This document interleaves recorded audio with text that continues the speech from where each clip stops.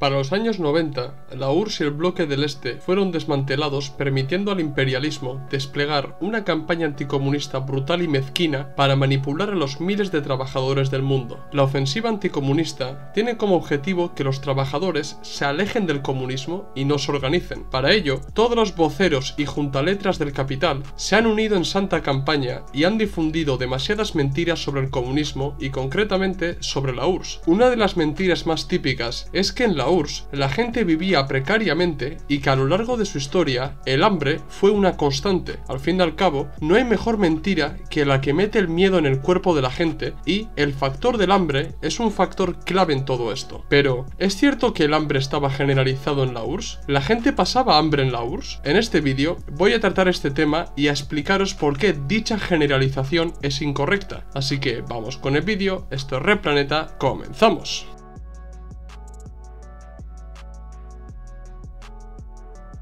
Actualmente, a la gente le es difícil pensar que pueda ser viable un modo de producción distinto al capitalismo, porque nos han hecho pensar que el capitalismo es un modo de producción definitivo e insuperable. No obstante, el capitalismo, al igual que los anteriores modos de producción, está sujeto a la dialéctica y al eterno movimiento y cambio, de modo que llegado a una determinada fase de la historia, acabará siendo superado. Recordad que el esclavismo duró más de 4 milenios, y el feudalismo 1 milenio, y aún así acabaron siendo superados. Por lo tanto, el capitalismo, que lleva funcionando desde hace 4 siglos, no es ninguna salvedad, y todo indica que acabará siendo superado como los modos de producción que le precedieron. El capitalismo consta de demasiadas contradicciones internas que le es imposible superar, como el carácter social del trabajo y la apropiación personal del fruto del trabajo, la producción anárquica de mercancías y bienes de consumo y la incapacidad de los ciudadanos de adquirir dichos productos, o el enorme nivel de desarrollo de las fuerzas productivas y la incapacidad de estas de satisfacer las necesidades de los ciudadanos de todo el planeta. El capitalismo a lo sumo puede minimizar o amortiguar estas contradicciones, pero es incapaz de resolverlas, y durante estos siglos lo ha dejado bastante claro. Las experiencias socialistas y de democracia popular del siglo pasado trabajaron por primera vez para erigir un modo de producción que arreglara estas contradicciones, pero a consecuencia del hostigamiento constante, el revisionismo y a la estrategia de acoso y derribo del imperialismo, acabaron siendo desmanteladas para desgracia de los trabajadores de todo el mundo. Con el desmantelamiento de estas experiencias, la historiografía oficial se ha encargado de erigir como verdades absolutas ciertas cuestiones para alejar a las masas trabajadoras del socialismo y del comunismo, y una de esas cuestiones es el hambre. No son pocos los historiadores anticomunistas que han intentado meter miedo en el cuerpo de la gente, afirmando que en la URSS el hambre estaba generalizado y que fue una constante en la historia de la URSS. Pero hoy tenemos numerosos datos y estudios que desmienten que en la URSS el hambre estuviera generalizado. Antes de entrar de lleno con los datos, quiero mencionar el método de propaganda vil y mezquino del que se valen los anticomunistas para hablar de la URSS. Muchos de estos anticomunistas tachan a la URSS de estado totalitario, pero lo más gracioso de todo es que usan los principios y leyes de la propaganda del ministro de propaganda nazi Joseph Goebbels para manipular a la gente. Uno de los principios más utilizados por los anticomunistas es el principio de la transposición. Este principio se basa en achacar los errores o los defectos propios en el adversario. En psicología también se conoce como transferencia. ¿Y por qué digo esto? Lo digo porque afirman que en la URSS la ciudadanía pasaba hambre para omitir que el hambre es una constante en el mundo capitalista actual. No cuesta mucho investigar y darse cuenta que según la Organización Mundial de la Salud y la FAO, alrededor de 3,1 millón de niños mueren por desnutrición cada año. Y a esto hay que sumar que el modo de producción capitalista produce un 60% más de alimentos de lo que la gente necesita. Esta contradicción deja claro que los bienes básicos se producen no para satisfacer las necesidades de la gente, sino para la búsqueda de beneficios. Pero, claro, los detractores del comunismo huyen de esta cuestión afirmando que esa nefasta situación se da en África y que allí no existe verdadero capitalismo. Y luego nos critican a los comunistas cuando decimos que en la historia no ha existido ningún solo país comunista. Vaya paradoja. Ahora bien, vayamos con Rusia y la Unión Soviética. Hay que entender que Rusia históricamente ha sido un país en el que las hambrunas han estado bastante generalizadas a lo largo de su historia. Por ejemplo, el profesor Mark Tauger, especializado en agricultura y hambrunas en Rusia, dice lo siguiente en su estudio Hambrunas en la historia de Rusia. Rusia tiene una larga historia de hambrunas, desde la primera que se tiene constancia en el siglo X hasta los siglos XIX y XX. En casi todos los casos, estas hambrunas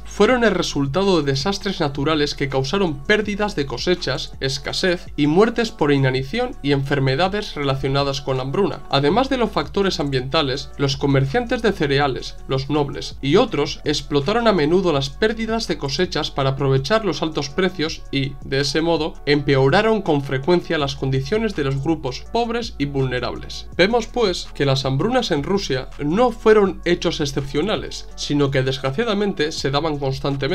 En la historia de la Rusia soviética se conocen dos grandes hambrunas que son la hambruna de 1921, también conocida como la hambruna del Volga, y la hambruna de 1932-1933, también conocido como el Holodomor o Holodomor, como prefiráis decirlo. Estas dos hambrunas fueron muy duras, eso no es ningún secreto para nadie, pero lo que se omite aquí es que esas dos hambrunas fueron las últimas grandes hambrunas que vivió el pueblo soviético a lo largo de su historia. La trampa anticomunista se basa en la generalización y en pasar estos acontecimientos como problemas estructurales o sistemáticas para hacer creer a la gente que el hambre fue una constante en la URSS, pero esto dista mucho de ser verdad. La URSS aprendió de esos dos errores y trabajaron para que esos acontecimientos nunca más se volvieran a producir. De esta manera, para los años 80, la URSS era el séptimo país del mundo con mejor alimentación. Durante la Guerra Fría, a la CIA se le encomendó investigar la vida social y económica de la URSS para compararlo con la de Estados Unidos, para de esta manera ser conscientes de la realidad de la URSS. Aunque de puertas para afuera los estadounidenses mintieran descaradamente sobre la URSS, de puertas para adentro eran conscientes de que la URSS no se encontraba mal económicamente y llegaron a admitir en su informe USA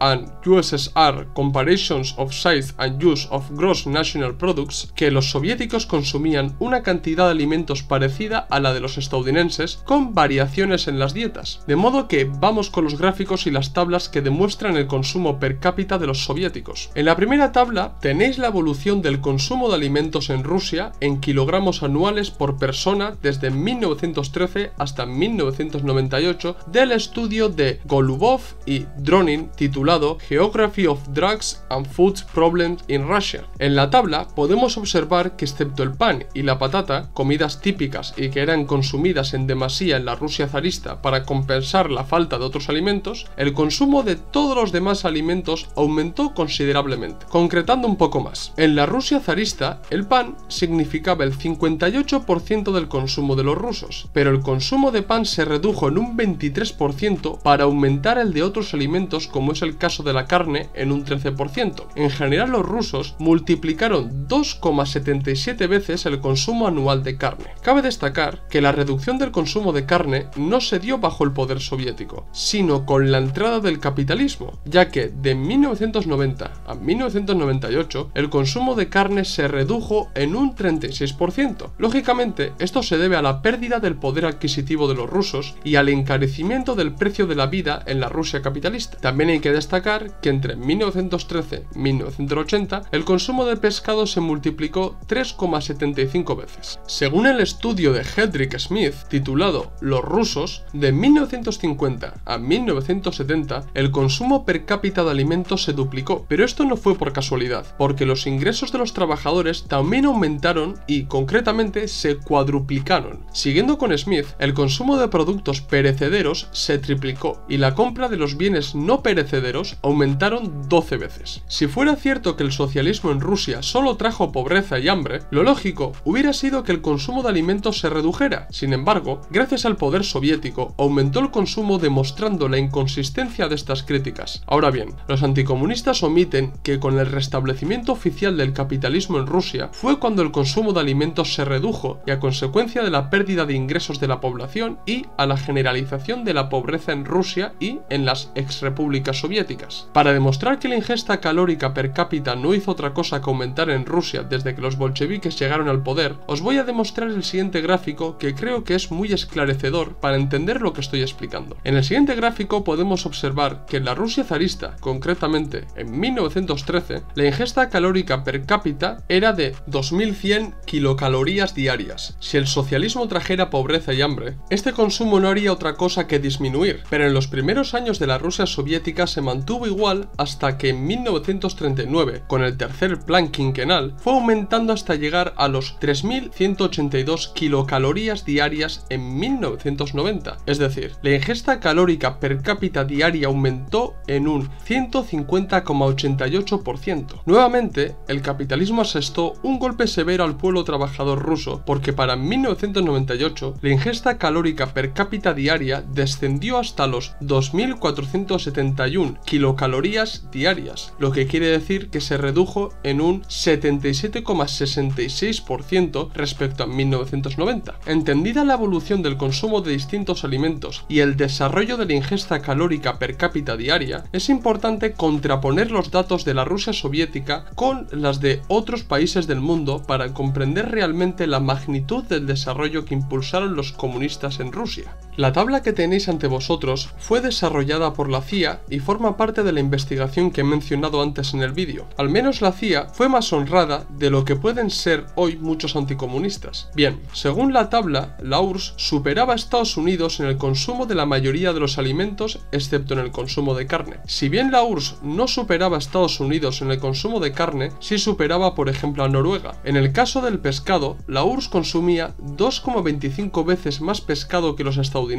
y 1,22 veces más azúcar. Cabe destacar que la República Popular de Checoslovaquia también presenta muy buenos números comparándolo con el resto de los países capitalistas que figuran en la tabla. No solo eso, siguiendo con la comparación de la URSS con Estados Unidos y otros países capitalistas, quiero destacar el crecimiento medio anual del consumo doméstico per cápita entre los años 1950-1980 y 1970-1980. La tabla comparativa que tenéis delante de vosotros fue desarrollada por Brainerd en su investigación Resizing the Standard of Living in the Soviet Union and an Analysis Using Archival Anthropometric Data. Ya me perdonaréis por mi inglés. En esta tabla se puede apreciar que si se coge los años 1950-1980, la URSS tuvo un crecimiento medio anual del consumo doméstico per cápita del 3,7% frente al 2,1% de Estados Unidos o el 3,2% de los países de la OCDE. Si cogemos los años 1970-1980, el crecimiento soviético fue del 2,6% como el crecimiento de los países de la OCDE, mientras que Estados Unidos registró un crecimiento del 2,3%. Todas estas tablas y gráficos que os he mostrado a lo largo del vídeo desmontan el argumento de que el socialismo trajo pobreza y hambre a Rusia, porque los datos demuestran lo contrario. Si habéis entendido lo que he expuesto a lo largo del vídeo, los ciudadanos rusos y soviéticos mejoraron el consumo de alimentos y aumentaron la ingesta calórica per cápita diaria, lo que demuestra que el hambre no estaba generalizado en el Estado soviético. ¿Que algunos ciudadanos pasaban hambre? Sí, claro, eso nadie lo niega. De la misma manera que en los países capitalistas más desarrollados el hambre no está generalizado, pero existen personas que desgraciadamente no tienen para comer. Además, vemos que el caso de la Rusia soviética y de la URSS era parecida o incluso en algunos casos mejor que el de los países capitalistas, de modo que el modo de vida no difería tanto del mundo capitalista. Hay que desechar de una vez la falacia del hambre generalizado en la URSS y analizar los hechos tal y como fueron. Para terminar, quiero hablar de algunos resultados objetivos de la mejora del consumo de alimentos en la URSS y Rusia, ya que estos resultados demuestran no solo la viabilidad del socialismo, sino los beneficios que la población puede obtener de él. Una de las consecuencias de la mejora de la alimentación de los rusos fue el aumento de la estatura de las nuevas generaciones de rusos. En la imagen que tenéis delante podéis observar la evolución de la estatura y del peso de los rusos desde 1906 a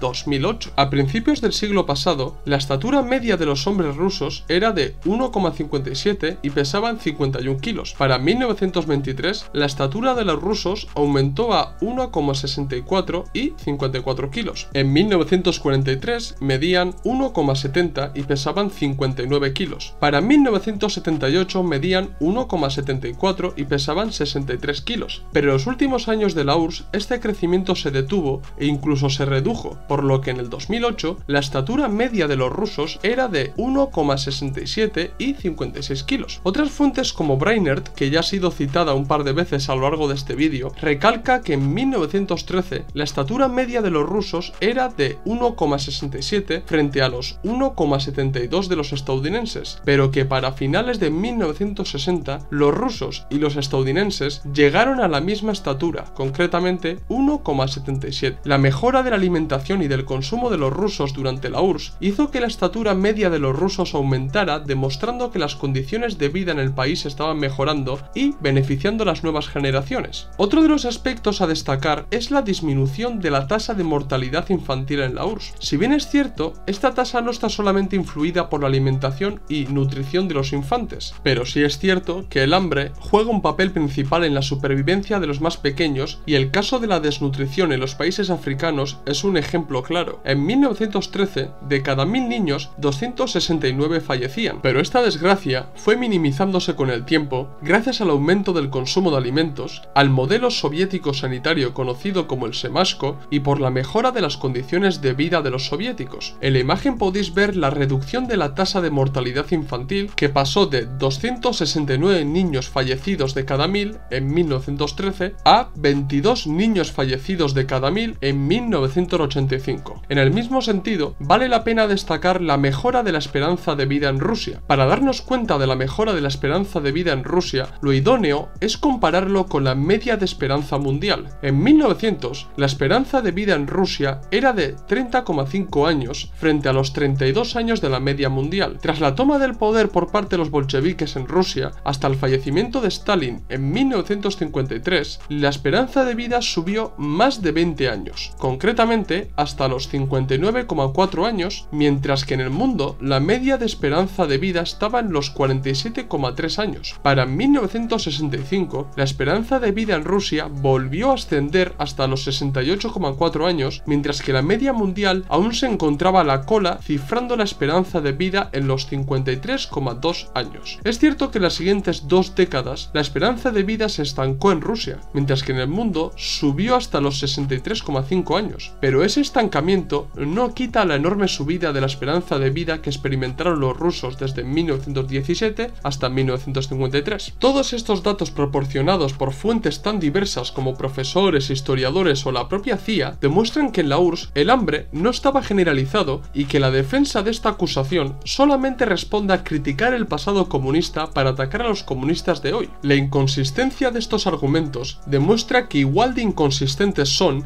las propuestas políticas de los anticomunistas, ya que pierden toda la veracidad cuando la verdad documental desmonta lo que pregonan. Quiero agradecer a Bitácora de Octubre por el enorme trabajo que ha llevado a cabo en su blog y que me ha ayudado enormemente a hacer este vídeo. ¿Qué os ha parecido el vídeo? ¿Os ha gustado? ¿Os gustaría que os hablara acerca del aumento de la pobreza en las repúblicas exsoviéticas y en Rusia tras el restablecimiento del capitalismo? Hacérmelo saber en los comentarios y sugerirme nuevos temas para que trate en futuros vídeos. Dar like si os ha gustado el vídeo, si sois nuevos suscribiros al canal, recordad que en la descripción del vídeo tenéis el enlace de PayPal para donar dinero y ayudarnos a mejorar el contenido, y seguirme en las redes sociales Twitter, Facebook e Instagram, donde subo nuevo contenido a diario. Esto es todo, nos vemos en el próximo vídeo. ¡Salud, camaradas!